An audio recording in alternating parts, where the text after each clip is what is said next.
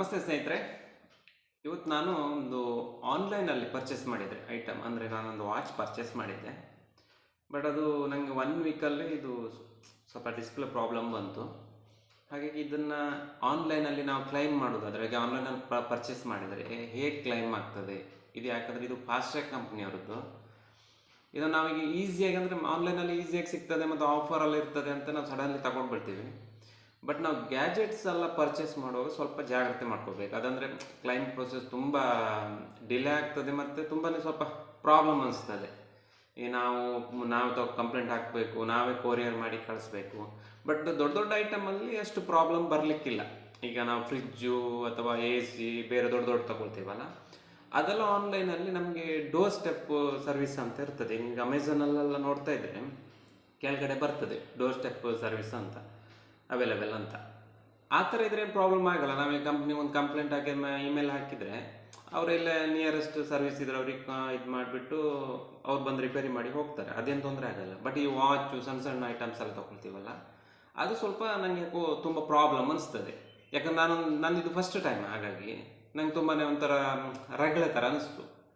ಇದು ನಾನು ಅಂದರೆ ನಮ್ಮ ಮಿಸ್ಸಸ್ ಅವ್ರು ನನಗಂತೇಳಿ ಒಂದು ಆನ್ಲೈನಲ್ಲಿ ಪರ್ಚೇಸ್ ಮಾಡಿದ್ದು ಇದು. ಬಟ್ ಫಾಸ್ಟ್ರ್ಯಾಕ್ ಅವರದ್ದು ಇದು ಸಮಥಿಂಗ್ 2,500 ರೂಪಾಯಿ ತನಕ ಇರ್ಬೋದು.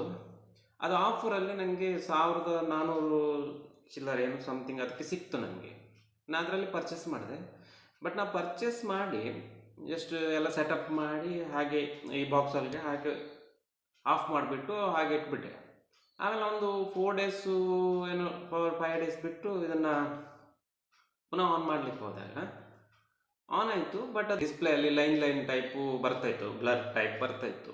ಮತ್ತು ನಾನೇನು ಮಾಡಿದೆ, ಮತ್ತೆ ಅವ್ರದ್ದು ಮೇಲ್ ಇತ್ತಲ್ಲ, ಈ ಫಾಸ್ಟ್ರ್ಯಾಕು ಟೈಟನ್ ಅವ್ರದ್ದೆಲ್ಲ ಸೇಮ್ ಒಂದೇನು. ಮತ್ತು ನಾನು ಅದಕ್ಕೆ ಕಂಪ್ಲೇಂಟ್ ಆಗಿದೆ, ಇದು ಟೈಪ್ ಉಂಟು ಅಂತೇಳಿ ಕಂಪ್ಲೇಂಟ್ ಆಗಿದೆ. ಅವ್ರು ಏನು ಮಾಡ್ತಾರೆ ಅಂದರೆ ರಿಪ್ಲೈ ಎಲ್ಲ ಸಡನ್ಲಿ. ನಮ್ಮ ಫಾಸ್ಟ್ರ್ಯಾಕ್ ಇದೆಲ್ಲಾದರೂ ತೊಂದರೆ ಇಲ್ಲ, ಟೈಟನಲ್ಲಿ ಆದರೆ ಹತ್ರ ಶೋರೂಮ್ ಇದೆ, ಏನು ತೊಂದರೆ ಆಗಲ್ಲ. ಬೇರೆ ಕಂಪ್ನಿಯೆಲ್ಲ ಸ್ವಲ್ಪ ಪ್ರಾಬ್ಲಮ್ ಆಗ್ತದೆ. ಇದಾದರೆ ನಾವು ಶೋರೂಮಲ್ಲಿ ಇಲ್ಲಿ ಹತ್ತಿರದ ನಿಯರೆಸ್ಟ್ ಶೋರೂಮಲ್ಲೆಲ್ಲ ಇದನ್ನು ಡೆಪಾಸಿಟ್ ಮಾಡಿ ರಿಟರ್ನ್ ಇದು ಮಾಡ್ಕೊಳ್ಬೋದು.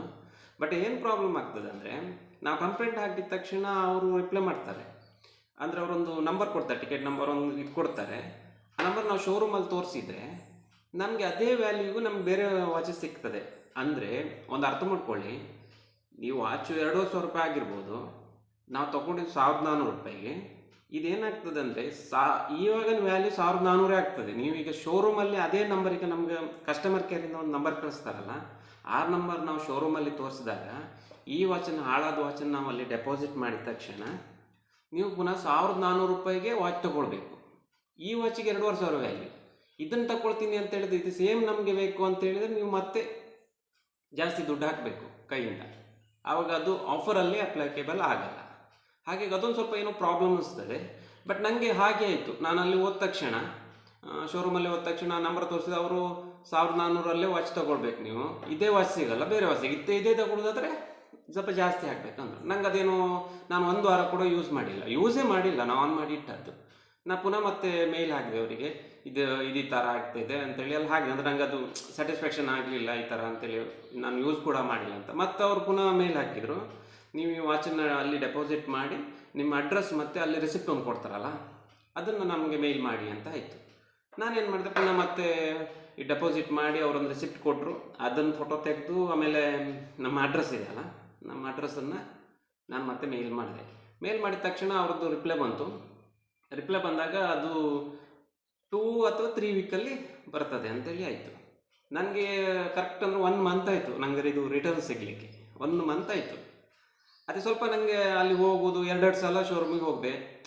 ನಮಗೆ ಈಗ ಕೆಲವು ಸಿಟಿ ಕಡೆ ಆದರೆ ನಿಯರೆಸ್ಟ್ ಇರ್ತದೆ, ಅಲ್ಲಿ ಹೋಗಿ ಸಡನ್ಲಿ ಬರ್ಬೋದು. ಫಾಸ್ಟ್ರ್ಯಾಕು ಆಗ್ತದೆ, ಟೈಟನ್ ವರ್ಲ್ಡು ಅದೆಲ್ಲ ಆಗ್ತದೆ. ಬಟ್ ನನಗೆ ಸ್ವಲ್ಪ ದೂರ ಆಯಿತು, ಉಡುಪಿಗೆ ಹೋಗ್ಬೇಕು. ನಾನು ಉಡುಪಿಗೆ ಹೋದ್ರಿಂದ ನಾನು ಅಲ್ಲಿ ಡೆಪಾಸಿಟ್ ಮಾಡಿ ಅದೆಲ್ಲ ಮಾಡಿದ್ರೆ ತುಂಬ ಚೂರು ಆಚೆ ಕಿರಿಕಿರಿ ಅನ್ನಿಸ್ತು. ಆಮೇಲೆ ನನಗೆ ಅದು ಒನ್ ಮಂತ್ ಆದಮೇಲೆ ನನಗೆ ಸಿಕ್ತು. ಆ್ಯಕ್ಚುಲಿ ಸ್ಪೀಡ್ ಪೋಸ್ಟ್ ಮೂಲಕ ಸಿಕ್ತು.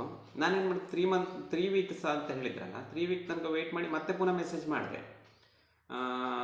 ಸಿಗಲಿಲ್ಲ ಅಂತೇಳಿ. ಮತ್ತು ಅವರು ಇಲ್ಲ ಸಿಗ್ತದೆ, ಸ್ಪೀಡ್ ಪೋಸ್ಟಲ್ಲಿ ಹಾಕಿದ್ದೇವೆ, ಬರ್ತದೆ ಅಂತ ಹೇಳಿದ್ರು. ಮತ್ತೆ ಬಂದು ನನಗೆ ಸಿಕ್ತದು ಕರೆಕ್ಟ್ 1 ಮಂತಿಗೆ ಸಿಕ್ಕಿದೆ ಸ್ಪೀಡ್ ಪೋಸ್ಟಲ್ಲಿ ನನಗೆ ಬಂತು ಕಡೆಗೆ. ಮತ್ತು ಈಗ ವಾಚಿನ ತೊಂದರೆ ಇಲ್ಲ, ಕರೆಕ್ಟಾಗಿದೆ.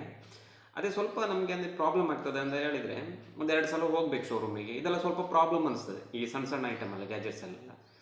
ಪಾಶ್ಚೇಕಲ್ಲೆಲ್ಲ ಈ ಥರ ಇದೆ. ಬಟ್ ಬೇರೆ ಕಂಪ್ನಿಯಲ್ಲಿ ನನಗೆ ನಾನು ಕೇಳಿದ ಮಟ್ಟಿಗೆ ಅದನ್ನು ಕೊರಿಯರ್ ಎಲ್ಲ ಮಾಡಬೇಕು ಅಂತ ನಾನು ಕೇಳಿದಾಗ ಆಯಿತು ನನಗೆ. ಅಂದರೆ ಇದೇ ಥರ ನಾವೀಗ ಶೋರೂಮಲ್ಲಿ ಇಡ್ತೇವಲ್ಲ, ಬಟ್ ಅದನ್ನು ಬೇರೆ ಕಂಪ್ನಿಯಲ್ಲ ನಾವು ಅವ್ರ ಅಡ್ರೆಸ್ಸಿಗೆ ಕೊರಿಯರ್ ಮಾಡಬೇಕಾಗ್ತದೆ. ಇದಾದರೆ ನಾವು ಹತ್ರ ಶೋರೂಮಲ್ಲಿ ಇಡ್ಬೋದು. ಈಗ ಸಿಟಿ ಕಡೆಯಲ್ಲ ನೋ ಪ್ರಾಬ್ಲಮ್ ಮಾಡ್ಬೋದು. ಬಟ್ ದೊಡ್ಡ ಐಟಮಲ್ಲಿ ನನಗೆ ಆಗಲಿಲ್ಲ. ಯಾಕಂದರೆ ನಮ್ಮ ಮನೆದು ಗೀಸರ್ ಅಲ್ಲ, ಅವತ್ತು ಮನೆ ಕಟ್ಟಿದಾಗ ಅದು ಜಸ್ಟ್ ಹಾಕಿದ ತಕ್ಷಣ ನಮಗೆ ಅದು ಆನ್ ಆಗಲಿಲ್ಲ. ಬಟ್ ನಾನು ಮೇಲ್ ಆಗಿದ ತಕ್ಷಣ ನಿಯರೆಸ್ಟ್ ಬಂದರು, ಅದನ್ನು ರಿಪೇರಿ ಮಾಡಿಬಿಟ್ಟು ಹೋದರು. ಅದೇನು ನನಗೇನು ಪ್ರಾಬ್ಲಮ್ ಅನಿಸಿಲ್ಲ, ಈ ಒಂದೇ ಮೇಲ್ ಮಾಡಿದ್ದು. ಇದೆಲ್ಲ ಆದರೆ ಸ್ವಲ್ಪ ಮೇಲ್ ಮಾಡಬೇಕು, 2 ಸಲ ಶೋರೂಮಿಗೆ ಹೋಗಬೇಕು, 1 ಮಂತ್ ವೆಯ್ಟ್ ಮಾಡಬೇಕು. ಅಷ್ಟು ಮಾಡೋದಾದರೆ ಓಕೆ, ಇದನ್ನೆಲ್ಲ ತಗೊಳ್ಬೋದು. ಆನ್ಲೈನಲ್ಲೆಲ್ಲ ಆಫರ್ ಉಂಟು ಅಂತ ಆರಾಮ್ಸೆ ಪರ್ಚೇಸ್ ಮಾಡ್ಬೋದು. ಬಟ್ ಅದು ಶಾಪಲ್ಲಂದರೆ ನಾವು ಇನ್ನೊಂದು 1,000 ಅಥವಾ 800 ರೂಪಾಯಿ ಜಾಸ್ತಿ ಹಾಕಿ ತಗೊಳ್ಬೇಕು. ಬಟ್ ಕ್ಲೈಮಿಗೆಲ್ಲ ಆರಾಮ್ಸೆ ಹೋಗಿ ಮಾಡ್ಕೊಳ್ಬೋದು. ಈಗ ಕೆಲವರು ತುಂಬ ಜನ ಈಗ ಗ್ರಾಮೀಣ ಪ್ರದೇಶದಲ್ಲಿ ಅವರಿಗೆಲ್ಲ ಸಡನ್ಲಿ ಆಗಿ ಗೊತ್ತಾಗೋದಿಲ್ಲ, ತಗೊಳ್ತಾರೆ. ಬಟ್ ಇಮೇಲ್ ಮಾಡೋದು, ಅದು ಮಾಡೋದು, ಅಲ್ಲಿ ಮಾಡೋದು, ಇಲ್ಲಿ ಮಾಡೋದು ತುಂಬ ಕಷ್ಟ ಆಗ್ತದೆ. ಅವರಿಗೆಲ್ಲ ಆದರೆ ಶಾಪಲ್ಲಿ ತಗೊಳ್ಬೋದು. ಈಗ 800 ರೂಪಾಯಿ ಅಂದರೆ ಅವರು ಕೆಲಸಕ್ಕೆ ಹೋದರೆ ರಜೆ ಮಾಡಿ ಮತ್ತೆ ಹೋಗಬೇಕು, ಇದೆಲ್ಲ ಆಗ್ತದೆ. ಅದಕ್ಕಿಂತ ಅವಂಥವರೆಲ್ಲ ಆನ್ಲೈನಲ್ಲಿ ಬೇಡ, ಶಾಪಲ್ಲಿ ತಗೊಂಡ್ರೆ ಏನು ತೊಂದರೆ ಆಗಲಿ. ಇನ್ನೊಂದು 800 ಆಸ್ಪಾಸಷ್ಟು ಡಿಫರೆನ್ಸ್ ಆಗ್ಬೋದು, 800-500 ರೂಪಾಯಿ ಎಲ್ಲ ಡಿಫರೆನ್ಸ್ ಆಗ್ಬೋದು ಅಷ್ಟೇ. ಅದೇನು ತೊಂದರೆ ಆಗೋದಿಲ್ಲ, ಕ್ಲೈಮಿಗೆ ಈಸಿ ಪ್ರೊಸೆಸ್. ಇದು ನನ್ನ ಮೊದಲ ಅನುಭವ. ಸೊ ಹಾಗಾಗಿ ನಾನು ನಿಮ್ಮ ಹತ್ರ ಶೇರ್ ಮಾಡಿಕೊಂಡೆ. ನಿಮಗೂ ಕೂಡ ಈ ಕ್ಲೈಮ್ ಪ್ರೊಸೆಸ್ ಹೇಗಂತ ಬೇಕಾದರೆ ಬೇಕು ಅಂತ ಇದ್ದರೆ ಈ ಫಾಸ್ಟ್‌ಟ್ರ್ಯಾಕ್ ಬಗ್ಗೆ ನನಗೆ ಇನ್ಬಾಕ್ಸಲ್ಲಿ ಮೆಸೇಜ್ ಹಾಕಿ, ನಾನು ನಿಮಗೆ ಅದು ಯಾವ ಟೈಪ್ ಅಂತ ಬೇಕಾದ್ರೆ ನಾನು ಒಂದು ಇದು ಕೊಡ್ತೇನೆ, ಒಂದು ಫಾರ್ಮೇಟ್ ಇದೆ, ಆ ಟೈಪ್ ಕೂಡ ಮೆಸೇಜ್ ಮಾಡಿ, ತೊಂದರೆ ಇಲ್ಲ. ಸೊ ಇದಿಷ್ಟು ಒಂದು ಮಾಹಿತಿ ನಿಮಗೆ. ನಾನು ನೆಕ್ಸ್ಟ್ ಕೂಡ ಯಾವುದಾದ್ರೂ ಮಾಹಿತಿ ಸಿಕ್ಕಿದರೆ ಕೂಡ ನಿಮಗೆ ನಾನು ನಿಮ್ಮ ಜೊತೆ ಹಂಚ್ಕೊಳ್ಳಿಕ್ಕೆ ಇಷ್ಟಪಡ್ತೀನಿ. ಸೊ ನೆಕ್ಸ್ಟ್ ವೀಡಿಯೋದಲ್ಲಿ ಮತ್ತೆ ಸಿಗ್ತೀನಿ. ಬಾಯ್ ಬಾಯ್.